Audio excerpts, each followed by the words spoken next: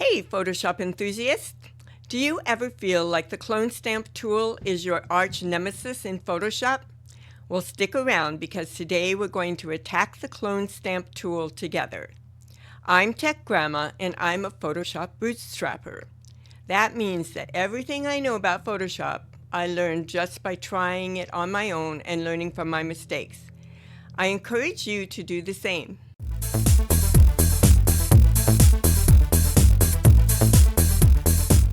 One of the downfalls of bootstrapping is that you don't always know everything about the software because you may not have stumbled on it through your own exploration.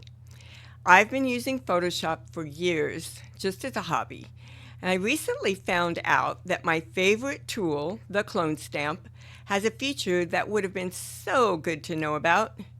That is the clone source tool. We'll discuss it in this tutorial. Many beginners find the clone stamp tool to be quite intimidating. It's no surprise given its complexity and the array of settings it offers, but fear not. We're here to simplify it for you today. Here are some basic rules before you begin. Always make a copy of your original before you start, so that no matter how you alter it, you'll still be able to start over if necessary. It's also fun because you can compare the before and after images that way. Clone before you make any other adjustments. So do all your cloning and before you make any color changes or contrast changes or anything. That way those changes will be consistent throughout the image. Clone the easy items first. And if something doesn't look right, Control Z. That's undo. And do it again. Let's jump right in and explore how to use the clone stamp tool effectively. First, we're going to copy a line. To use the clone stamp to copy a line, choose the clone stamp tool from the toolbar, pinpoint where you want to start to copy the line, hold the Alt key down on the keyboard and left click at that location. Choose where you want the duplicate line to go. Click the left mouse button at that location, hold it, and drag it.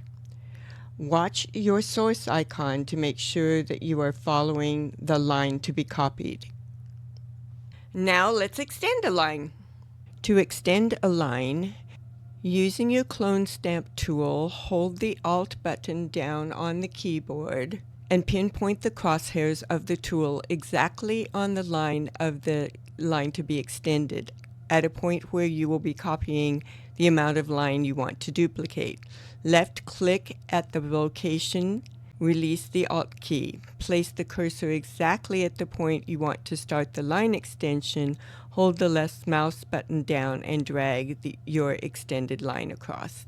Let's learn how to change the brush size and style.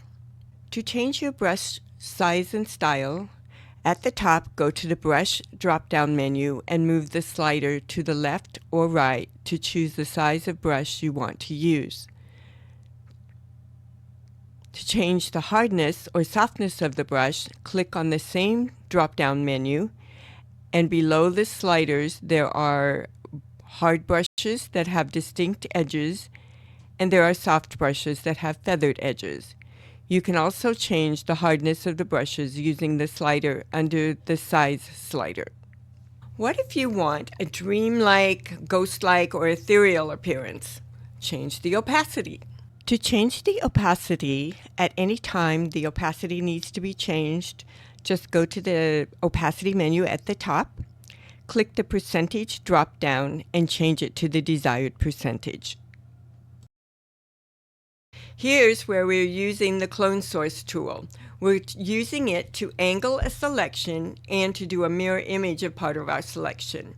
It could be used to replace an appendage if one were missing, or a myriad of other things. It's a very useful tool. To change the angle of a selection, first, if you don't see the clone source tool options, go to the Windows menu at the top and choose Clone Source. With your clone stamp selected, go to the Clone Source toolbar. Choose the angle field. Type the size of the angle you want. Here we chose 15 degrees. Left-click the Alt key on the keyboard at the starting point you want to select. Left-click the beginning of the area you want to copy and hold and drag at that point. Your selection will be duplicated at the chosen angle. To mirror a selection, create a new layer from the Layers menu at the top. Choose New Layer, name the layer, and click OK. In the Layers menu on the right, click on the layer with the base image. With your clone stamp selected, hold down the Alt button on the keyboard and left-click where you want to begin copying the mirrored object. Release the Alt key. Select the new layer that you created from the menu on the right. Go to the Clone Source menu. Click on either the horizontal flip icon, which is by the W, or the vertical flip icon, which is by the H. I'm using the vertical flip. Left-click, hold, and drag where you want to begin copying the mirrored object. After it's been pasted, you may need some tidying up at the seam. You did it!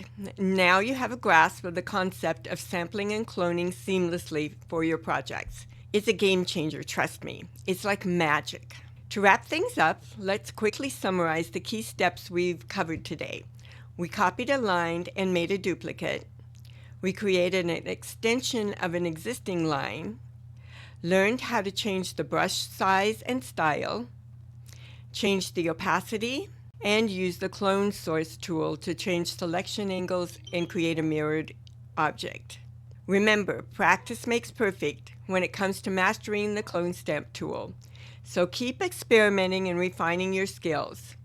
I encourage you to grab your own image, practice using the Clone Stamp tool, and share your successes and challenges in the comments below. Let's learn and grow together as a creative community. Don't forget to like and subscribe for more Photoshop and other tutorials. Happy cloning!